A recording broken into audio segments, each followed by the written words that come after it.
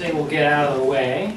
We'll start with introductions. I think I know pretty much everybody here, or have been introduced to most people here. I'm Tom Boyd. I'm the project manager here at 3D Corporation. I've been working for 3D for about 11 years. Do most of the server implementation, proposals, quotes, new product development, new product initiatives. Have a 4-year bachelor's in science and IT, multiple Microsoft certifications, CompTIA certifications. It's kind of what I do. This is Ben Prescott. I'll let him introduce himself. My name's Ben. Most of you already know me. Some of you might not know me. I've been here at 3D for a little over a year now. I work with Tom with projects. We do implementation developments, server rollouts, pretty much anything. A couple degrees in engineering. It's about 6.5 years experience in IT, and here to assist him. All right. And we have cameras recording. It's mostly for the embarrassment of Ben and myself. You guys won't be on YouTube or anything. Just us are going to suffer that indignity. And if you have to get up and leave during the presentation, just please use this second door right over here and not this one. So what we're going to be talking about is, it's right there on the screen, minimizing business risk with better technology. We're going to be talking about kind of the traditional way businesses have been running their network and IT, the way they've had to run them for, really since the mid-'80s.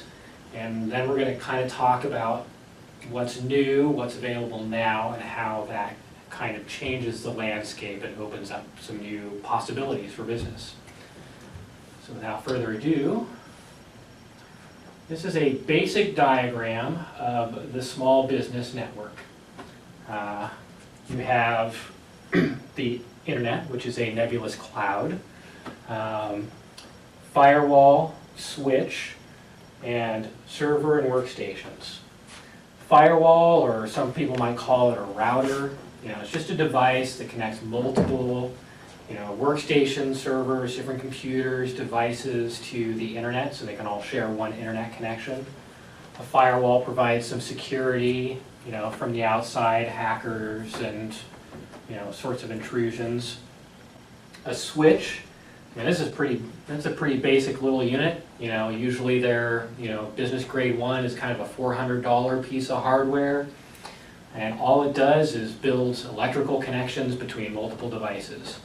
And workstations, servers, firewalls, a switch just makes them all talk and communicate. It's a basic electrical connection.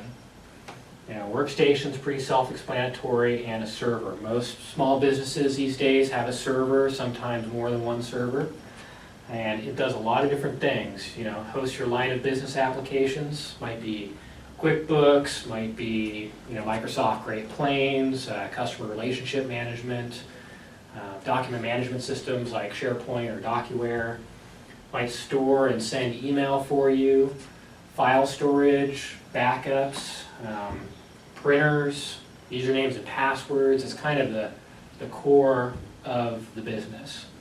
And this is how most small businesses are set up. Some of them might have multiple servers or multiple switches. But there are some issues with this network. Things that we like to call single points of failure.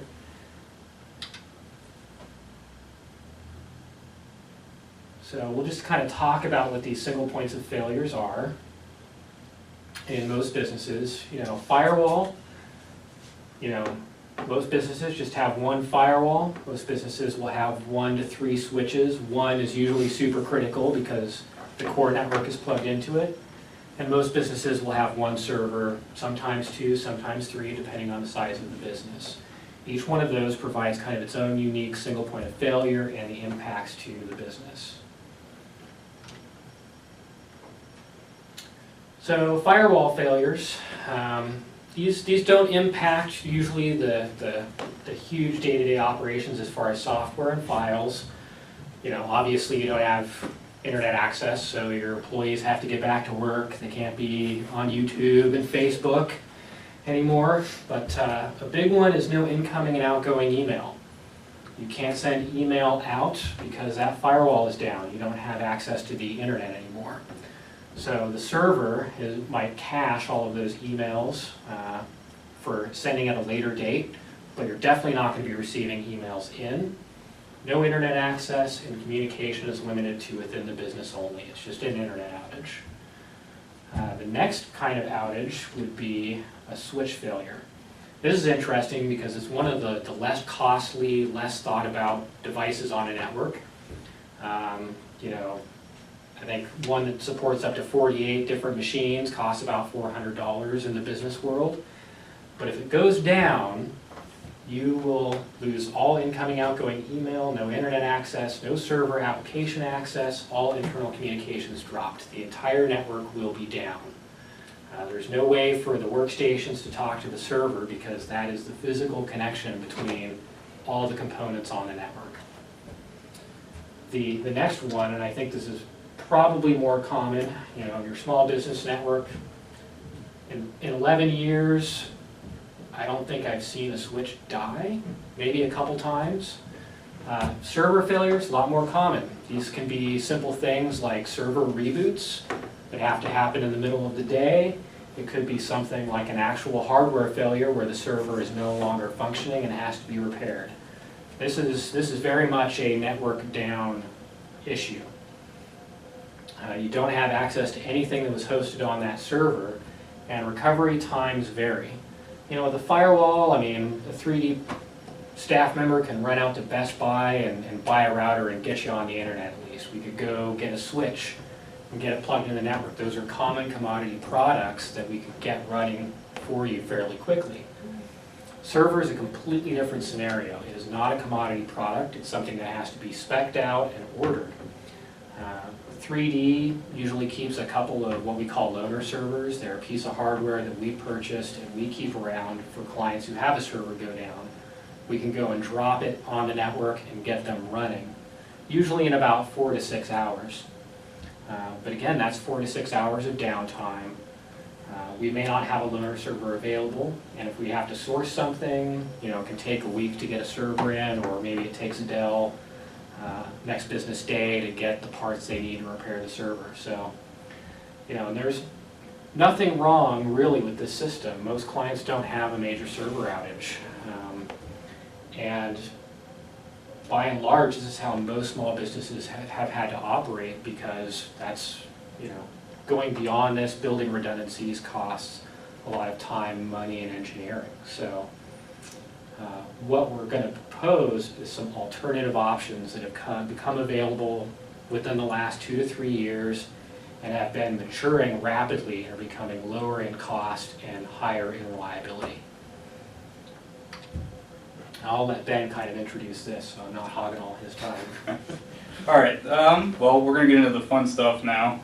This is a little bit of a change compared to what we just looked at. You'll notice you still have your small business network on the bottom.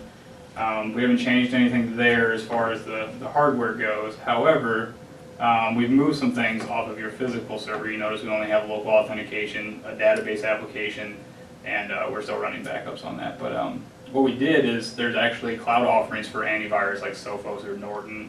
Different antivirus vendors will offer it hosted.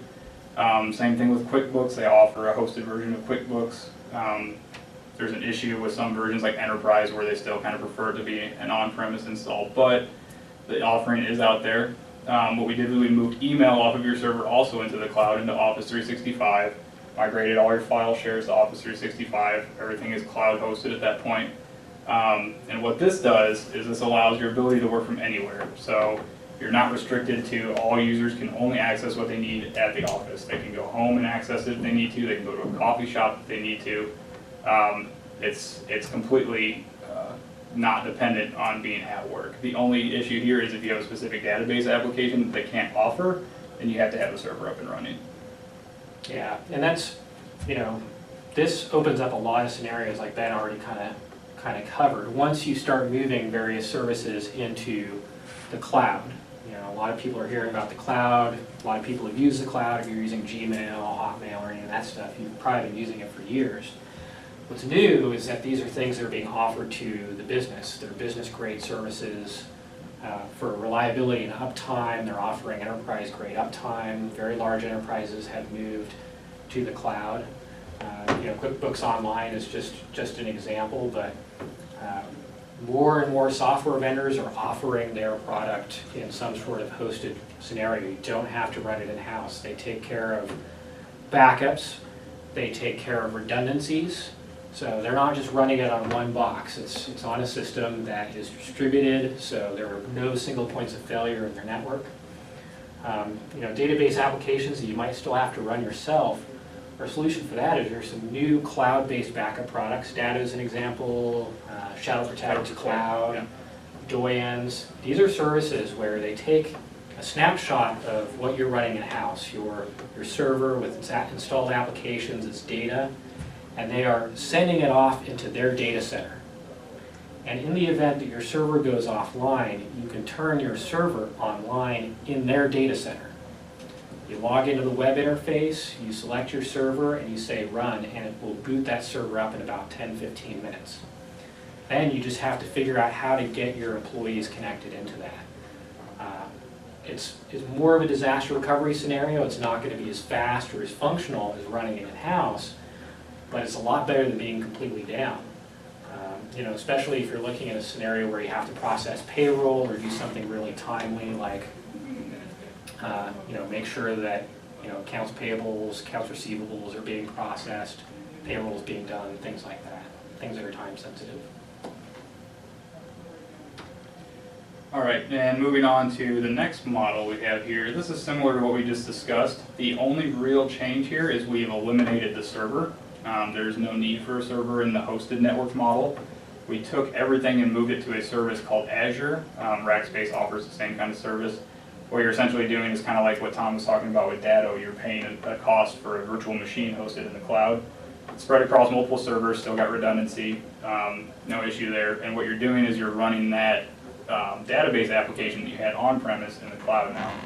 A little bit different. You use something like Citrix or Terminal Server to access it. But the benefit here is you have nothing in your local business that is going to cause a single point of failure. Your switch and firewall, if those go down, you just send everybody home and work from home. Like I said, kind of same idea as what we were just looking at, but the only difference is you are able to move everything you had on your server to a hosted virtual center. Yeah, Azure or Rackspace is basically, Azure is a Microsoft product. Rackspace is a third party that's been around for a long time. And they basically allow you to host servers in their own data center that you control and you configure. So if you have an application like Microsoft Great Plains or QuickBooks Enterprise that doesn't offer their own cloud version of that software, you can configure and do that yourself in Azure or Rackspace. The beauty of this model is that your office location is, it's not really consequential anymore. All your workstations are already configured to access things that are remote. And so those workstations can be moved around other locations without any sort of reconfiguration or adaptations having to be done. We have a client, every single employee has a laptop. All of their system is designed to be redundant to the cloud, and if they have their site, basically, it was designed for a flood scenario where if their site is flooded, they just send everybody home.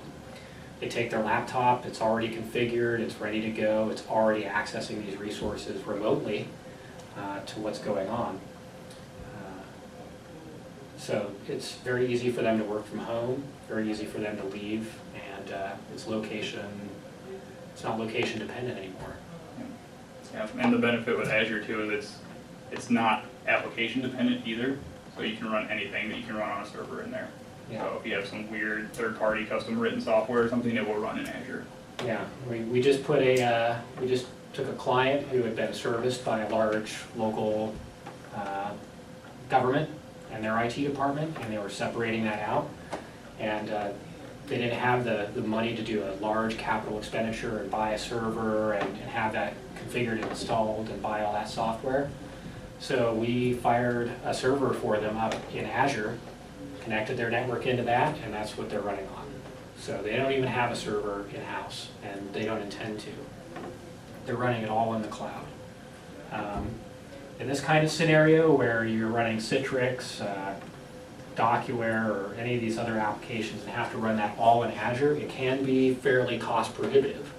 You know, that's why we presented the previous model, which still has a server in-house, is because it might be a little more affordable. Yeah. But for a lot of small businesses, Azure is actually quite affordable. The client I just mentioned, the fee for running that server in the cloud is $100 a month. So $1,200 a year, and that basically serves the core of their network.